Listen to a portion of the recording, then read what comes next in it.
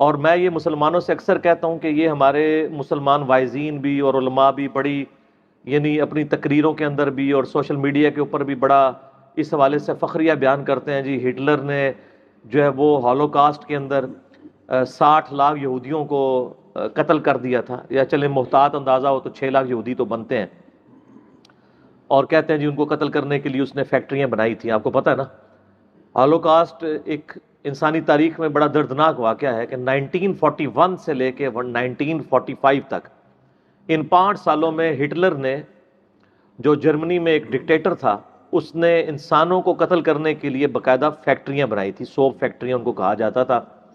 اس میں وہ یہودیوں کو قتل کرتے تھے، اور کیسے قتل کرتے تھے کہ وہ انہوں نے باقاعدہ چیمبرز بنائے ہوئے تھے، ایک طرف سے یعنی ان لوگوں کو داخل کیا جاتا تھا اور ان کے اوپر ایک گیس چھوڑی جاتی تھی جس سے وہ بے ہوش ہو جاتے تھے، پھر ان کی عورتوں کے بال شیو آف کر دیے جاتے تھے، ان بالوں سے نازیوں کے یعنی قالین بناتے تھے وہ، پھر اسی طریقے سے اگلے چیمبر میں لے جا کے ان کے جسم کے اوپر ایسی گیس چھوڑی جاتی تھی جس سے وہ یعنی وہ پگھل جاتا تھا ان کا جسم، اور دوسری طرف سے ایک لیسدار مادہ نکلتا تھا اور اس کو وہ کھاد کے طور پہ استعمال کرتے تھے۔ انسانوں کو قتل کرنے کے لیے انہوں نے فیکٹریاں بنائی تھیں جس میں انہوں نے 60 لاکھ یہودیوں کو قتل کیا۔ اس واقعے کو ہولوکاسٹ کہا جاتا ہے۔ بعض لوگ کہتے ہیں جی ان کا پراپوگنڈا ہے وہ 6 لاکھ تھے، میں کہتا ہوں جی 6 لاکھ کیا 6 بندے بھی ہوں اور ان کو اس طریقے سے ناحق قتل کیا جائے، اسلام تو اس کو قتل سپورٹ نہیں کرتا۔ اور یہ یاد رکھیے گا یہودیوں کو یہودی ہونے کی وجہ سے قتل نہیں کیا گیا تھا، بلکہ ہٹلر چونکہ ایک سیکولر تھا، ایتھیسٹ ٹائپ انسان تھا، اس کو مذہبی لوگوں سے چڑ تھی۔ اس وقت یورپ کے معاشرے میں مذہبی لوگ کرسچن یہودی سمجھے جاتے تھے، آج بھی یہودی بہت مذہبی ہیں جہاں پہ ہیں، اور وہ کہتے تھے ہمارے معاشرے میں یہ مس فٹ ہے۔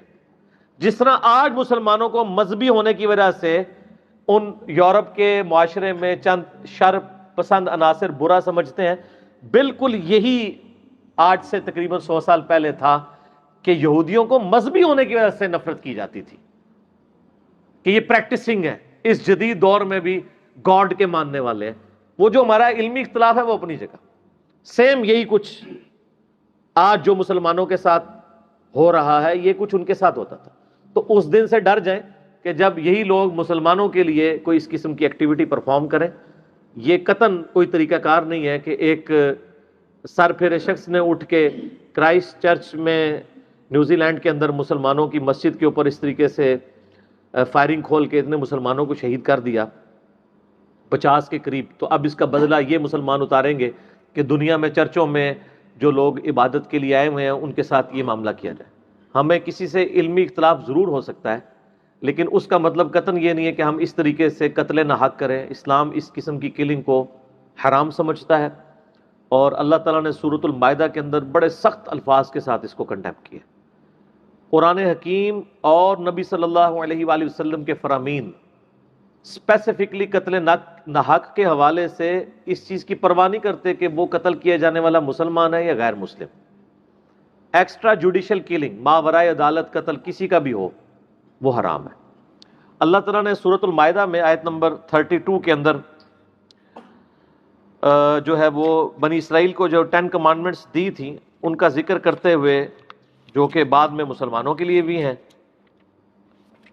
حضرت آدم علیہ السلام کے 2 بیٹوں کا واقعہ بیان کیا ہے کہ قابیل نے حابیل کو قتل کیا۔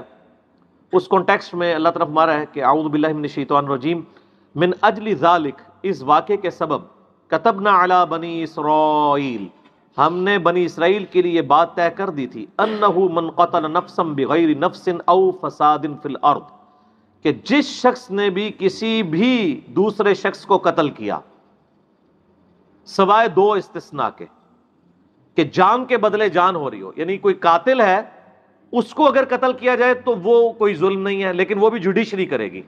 میرے باپ کا قاتل بھی میرے سامنے آ جائے، میں قانون ہاتھ میں نہیں لے سکتا، اور اگر دنیا میں انصاف نہ ملے تو قیامت والے دن ملے گا۔ دنیا کی کوئی عدالت ہٹلر کو 60 لاکھ دفعہ پھانسی نہیں دے سکتی ان 60 لاکھ یہودیوں کے قتل کے بدلے میں، لیکن اللہ تعالیٰ اس پہ قادر ہے کہ 60 لاکھ دفعہ کسی کو زندہ کر کے 60 لاکھ دفعہ اسے پھانسی چڑھا کے قصاص میں اس طرح کے ان کے ساتھ معاملہ کرے۔ یا کوئی فساد فی الارض کر رہا ہے اور یہ بھی جوڈیشری کرے گی، وہ ڈیسیژن کرے گی. فَكَأَنَّمَا قَتَلَ النَّاسَ جَمِيعًا، تو گویا اس شخص نے پوری انسانیت کا ہی قتل کر دیا جس نے ایک شخص کو بھی ناحق قتل کر دیا. یہ مسلمان کی بات نہیں ہو رہی، کسی بھی جان کو، چاہے وہ ہندو ہے، عیسائی ہے، سکھ ہے، کوئی بھی ہے. وَمَنْ أَحْيَاهَا، اور جس نے ایک جان کو بچایا، فَكَأَنَّمَا أَحْيَا النَّاسَ جَمِيعًا، تو گویا اس نے پوری انسانیت کی جان کو بچا لیا. انسان کی بات ہو رہی ہے، مسلمان کی بات نہیں. ہر انسان کی جان قیمتی ہے. اور اس کانٹیکسٹ میں تو درجنوں حدیثیں مجھے زبانی یاد ہیں. صحیح بخاری میں حدیث ہے کہ نبی صلی اللہ علیہ وآلہ وسلم نے فرمایا، جس شخص نے کسی ذمی کافر کو قتل کیا، یعنی ایسا کافر جو مسلمانوں کے علاقے میں رہتا تھا اور مسلمانوں کو جزیہ دیتا تھا اور مسلمان حکومت کی ذمہ داری تھی اس کی جان کی حفاظت کرنا، جیسا کہ پاکستان ہے. پاکستان میں ہندو جو رہ رہے ہیں وہ ٹیکس تو وہ بھی دے رہے ہیں نا. عیسائی جو رہ رہے ہیں وہ ٹیکس نہیں دے رہے؟ کیا دے رہے ہیں نا. تو یہ سب کے سب ذمی کافر ہیں. بخاری کے الفاظ ہیں، جس نے ذمی کافر کو قتل کر دیا تو وہ جنت کی خوشبو بھی نہیں پائے گا، حالانکہ جنت کی خوشبو 40 سال کی مسافت سے آ رہی ہوگی. نبی علیہ السلام نے فرمایا کہ 40 سال کی مسافت سے جنت کی خوشبو آ رہی ہوگی، لیکن جس نے ذمی کافر کو قتل کر دیا اس کو خوشبو بھی نہیں آئے گی، تو جنت میں جانا تو بہت دور کی بات ہے. سنن ابی داؤد میں حدیث ہے کہ اللہ تعالیٰ یا تو شرک کو معاف نہیں کرے گا، یا پھر کسی مؤمن کو کسی نے قتل کر دیا تو اس گناہ کو بھی معاف نہیں کرے گا. لہٰذا یہ جو آیت ہے سورہ نساء آیت نمبر 48 اور 116، ان اللہ لا یغفر ان یشرک بہ ویغفر ما دون ذلک لمن یشاء، بے شک اللہ شرک کو معاف نہیں کرے گا، اس کے علاوہ ہر گناہ جس کے لیے چاہے گا معاف کر دے گا، جس کے لیے چاہے گا. اس کا مطلب ہے کہ شرک کے علاوہ بھی ایسا گناہ ہو سکتا ہے جو اللہ تعالیٰ کسی کا معاف نہ کرے، اور وہ کون سا گناہ ہے؟ قتل ناحق. بخاری کے الفاظ ہیں، ذمی کافر. کتنا خطرناک معاملہ ہے. بخاری اور مسلم کی متفق علیہ حدیث ہے، اللہ کے محبوب صلی اللہ علیہ وآلہ وسلم نے فرمایا، قیامت والے دن سب سے پہلے قتل کے مقدمے کا فیصلہ ہوگا. ایک تو حدیث ہے سنن ابی داؤد کے اندر کہ قیامت والے دن سب سے پہلے نماز کے بارے میں سوال ہوگا. یہ حدیث بخاری مسلم میں ہے کہ سب سے پہلے قتل کے مقدمے کا فیصلہ ہوگا، یعنی حقوق العباد میں سے قتل کے مقدمے کا پہلا سوال ہوگا. اور سنن ابی داؤد کے اندر، ترمذی کے اندر حدیث ہے کہ قیامت والے دن مقتول اپنے قاتل کو پیشانی کے بالوں سے پکڑ کے گھسیٹتا ہوا اللہ کے عرش کے پاس پہنچ جائے گا اور کہے گا، یا اللہ اس شخص سے مجھے آج بدلہ دلوا، اس نے میری جان کیوں لی تھی، اس نے مجھ سے میری زندگی کیوں چھینی. اس حال میں کہ اس کے رگوں سے خون بہہ رہا ہوگا مقتول کی. اور سنن نسائی میں آگے الفاظ ہے کہ اے حکمرانوں، کسی کو قتل کرنے پر کسی کی مدد نہ کرو. یعنی حکمران ہی ہوتے ہیں نا عموماً کہ وہ مدد کر رہے ہوتے ہیں قتل کرنے کے اوپر. یہ آج بھی آپ دیکھتے ہیں کہ لوگ اپنے مخالفین کو قتل کروا دیتے ہیں، پوری دنیا کے اندر ہو رہا ہے ایسا. اور پاکستان تو نمائندہ مثال ہے اس حوالے سے. یہاں تو مذہب کے نام پہ لوگوں کو قتل کر دیا جاتا ہے، لسانیت کی بنیاد پہ قتل کر دیا جاتا ہے، سیاسی اختلاف کی بنیاد کے اوپر قتل کر دیا جاتا ہے. تو لوگوں نے قتل ہلکا سمجھا ہوا ہے. جامعہ ترمذی اور ابو داؤد میں حدیث ہے کہ نبی صلی اللہ علیہ وآلہ وسلم فرمایا کہ اللہ تعالیٰ کے نزدیک کسی مسلمان کو قتل کرنا اس سے بڑا گناہ ہے کہ کوئی شخص پوری دنیا کو تباہ و برباد کر دے. پوری دنیا تباہ کر دی جائے نا، یہ چھوٹی چیز ہے. یعنی جتنی کموڈٹیز ہیں ایک انسان کے قتل کے حوالے سے. اسی کو سپورٹیو حدیث ہے کہ نبی صلی اللہ علیہ وآلہ وسلم نے فرمایا کعبے کے حوالے سے، موقوفاً بھی ثابت ہے صحیح سند سے جامعہ ترمذی میں، کہ عبداللہ بن عمر کہتے ہیں طواف کعبہ کے دوران کعبے کو مخاطب کر کے کہتے ہیں کہ کعبہ تیری بڑی حرمت ہے، لیکن اللہ کے نزدیک ایک مؤمن کی حرمت اس سے بڑھ کے ہے کہ کوئی کعبے کی اینٹ سے اینٹ بجا دے. کوئی بندہ کعبے کو تباہ و برباد کر دے، اللہ کے نزدیک یہ چھوٹا گناہ ہے ایک مسلمان کے قتل کے ساتھ اگر اسے کمپیئر کیا جائے. کتنا کریٹیکل ایشو ہے. اور یہاں پہ یعنی تو اس میں مسلمان ہو یا کافر دونوں شامل ہیں. تو بخاری کی جو حدیث میں نے بیان کی وہ کافر کے بارے میں ہے کہ 40 سال سے جنت کی خوشبو آ رہی ہوگی اور وہ نہیں پائے گا. اور سورہ المائدہ کی آیت نمبر 32 تو آپ نے سن لی کہ ایک انسان کا قتل پوری انسانیت کا قتل ہے، اور ایک انسان کی جان بچانا پوری انسانیت کی جان بچانا. قتل کے بدلے صرف اسی کو قتل کیا جا سکتا ہے جس نے یہ قتل کیا ہو. آپ نے گنتی نہیں پوری کرنی ہوگی کہ جی معاذ اللہ اگر ہم یہ کہیں گے جی اتنے مسلمان انڈیا میں مار دیے گئے ہیں تو ہم اب اتنے ہندو یہاں پہ مار دیں گے. نہ، اللہ تعالیٰ اس کو ایکسیپٹ نہیں کرے گا. صرف وہی مجرم ہے جس نے ایکٹیویٹی پرفارم کی. یہ جذباتی طور پہ جو یعنی بچوں کی برین واشنگ کر کے ذہن سازی کرتے ہیں، وہ جی دیکھیں مسلمانوں پہ ظلم ہو رہا ہے اور یہ ہو رہا ہے. مجھے یہ بتائیں کہ آپ لوگوں کو مسلمانوں پہ ظلم کی اتنی فکر ہے تو سب سے پہلے آپ اس کے لیے ایفرٹ کیوں نہیں کرتے کہ جو مسلمان خود اسلام کے اوپر ظلم کر رہے ہیں؟ کتنے % مسلمان نماز پڑھتے ہیں؟ 1% بھی نہیں ہے. ان کے لیے کوئی آپ نے کوشش نہیں کرنی ہے. دنیا میں کسی کے ساتھ ظلم بھی ہو گیا، آخرت میں بدلہ مل جائے گا، لیکن دنیا میں کوئی شخص مظلوم تھا اور اس نے نماز نہیں پڑھی ہوئی ہے تو اس کو آپ نہیں بچا سکتے آخرت میں. کفر اور اسلام کے درمیان فرق تو نماز ہے. صحیح مسلم 246 نمبر حدیث ہے انٹرنیشنل نمبر کے مطابق کہ بندے کے ایمان اور شرک، کفر اور اسلام کے درمیان فرق نماز ہے.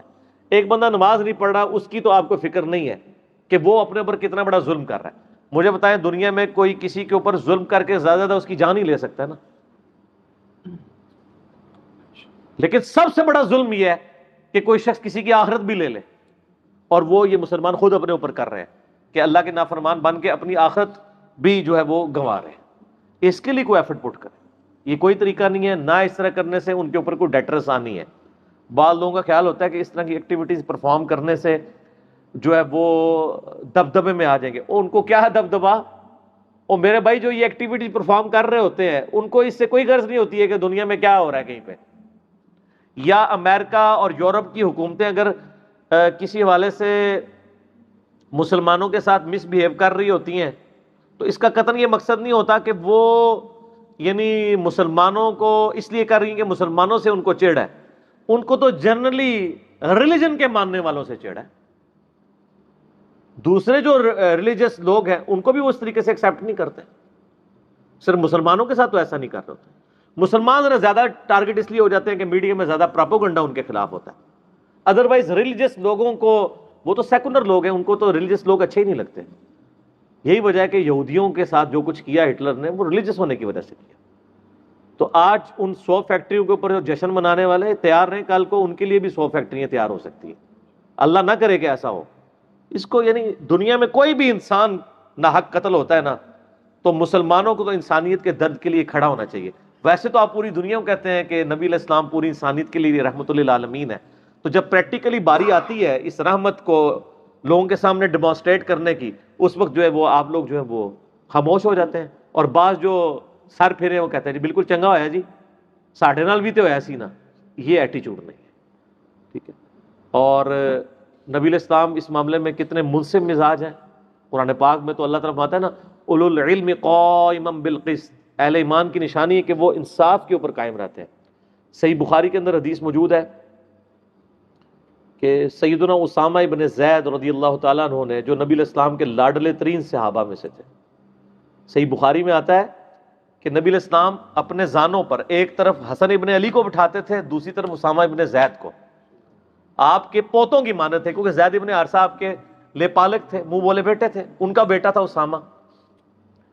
اب اتنا لاڈلا بندہ، حتیٰ کہ بخاری مسلم میں آتا ہے کہ بڑے بڑے اصحاب حضور صلی اللہ علیہ وسلم کو غصے کی حالت میں اپروچ نہیں کر سکتے تھے تو وہ حضرت اسامہ کے ذریعے اپنا پیغام بھجواتے تھے کہ ان پہ حضور غصہ نہیں کھائیں گے. جو شخص اتنا لاڈلا ہو اور صحیح بخاری اور مسلم میں اس کے بارے میں یہ حدیث آ جائے کہ ایک میدان جنگ میں ایک کافر کے ساتھ مڑ بھیڑ کے دوران وہ کافر ان کی تلوار کے نیچے آتا ہے اور وہ کلمہ پڑھ دیتا ہے، حضرت اسامہ پھر بھی اسے قتل کر دیتے ہیں. نبی علیہ السلام تک شکایت پہنچتی ہے. نبی علیہ السلام حضرت اسامہ کو بلا لیتے ہیں کہ تو نے جب اس نے کلمہ پڑھ لیا تھا تو نے اسے کیوں قتل کیا؟ حالانکہ میدان جنگ ہے، میدان جنگ کا تو بالکل ڈائنامکس ہی ڈیفرنٹ ہوتی ہیں. ظاہر ہے وہ بھی تو مارنے آیا تھا نا، وہ بھی تو ان کو مار سکتا تھا. یہ میدان جنگ کی بات ہو رہی ہے، عام حالت میں نہیں ہے کہ آپ نے تلوار لے کے تو ہر کافر کے اوپر رکھنے کہ کلمہ پڑھنی تو مارنے لگاؤں. یہ میدان جنگ کی بات ہو رہی ہے.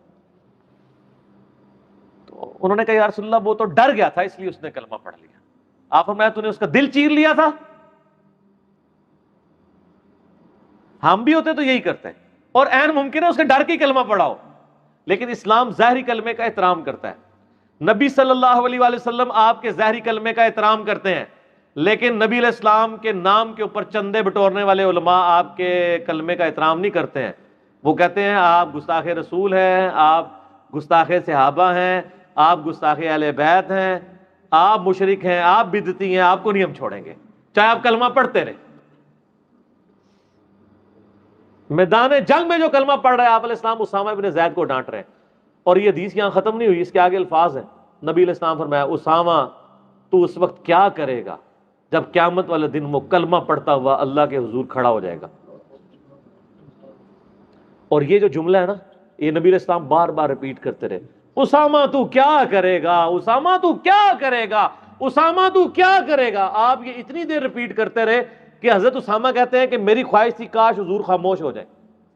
ظاہر ہے بندے کی تو حالت ہی، اللہ کا نبی جس پہ ہم تکیہ کیے بیٹھے ہیں کہ ان کی شفاعت سے ہم نے جنت میں جانا ہے، اور وہی چنڈی کرا رہے ہیں سانو کہ تو کی کرے گا. مراد یہ کہ میں نے تیرے کوئی کام نہیں آنا جو تو نے کام ڈالا ہے.